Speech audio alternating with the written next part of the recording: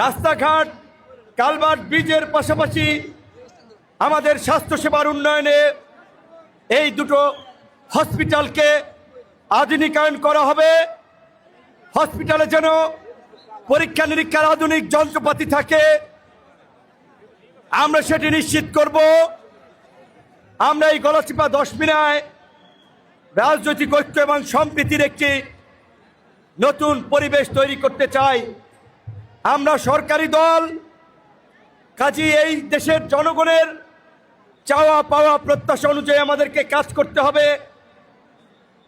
আপনাদেরকে একটি বিষয় মনে রাখতে হবে, বর্তমান সরকারের প্রধানমন্ত্রী বাংলাদেশের সংকটকালীন সময়ের নেতা, জাতির কান্ডারি শহীদ প্রেসিডেন্ট জিয়াউর রহমানের ছেলে, সাবেক প্রধানমন্ত্রী বেগম খালেদা জিয়ার ছেলে। এরকম একটি বনেদি পরিবারে জন্মগ্রহণ করেও বেড়ে ওঠেও আমাদের মাননীয় প্রধানমন্ত্রী জনাব তারেক রহমানের চাল চলন, বেশভূষা আপনারা যদি দেখেন, একেবারেই একজন সাধারণ মানুষের মতো সাদামাটা জীবনযাপন করছেন।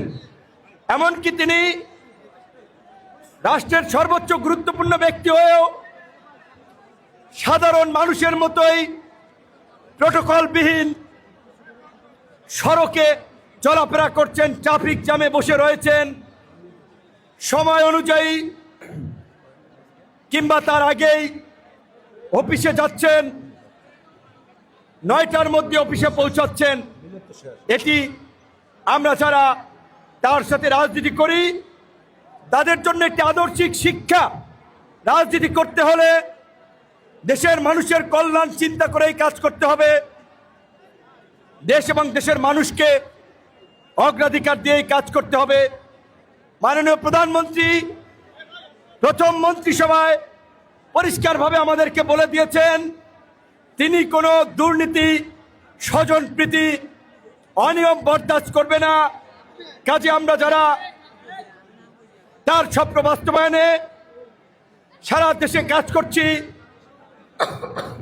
তাদেরকেও সেই একই পথের দিকে ধাবিত হতে হবে, একই আদর্শে অনুপ্রাণিত হয়ে আগামীর কর্মপন্থা পথ চলা ঠিক করতে হবে। অল্প সময়ের কারণে, অনেকগুলো প্রোগ্রামের কারণে সবাই ক্লান্ত, কথাবার্তা বলার মতো পরিবেশ পরিস্থিতি আসলে নাই, নিজের এনার্জিও নাই।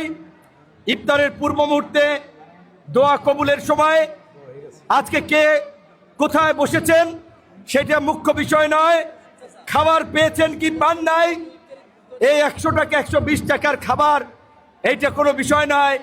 কিন্তু আমরা যে এখানে একত্রে মিলিত হয়েছি, আমরা যেন সুন্দর এবং সুশৃঙ্খলভাবে আজকের এই প্রোগ্রামটি সমাপ্ত করতে পারি।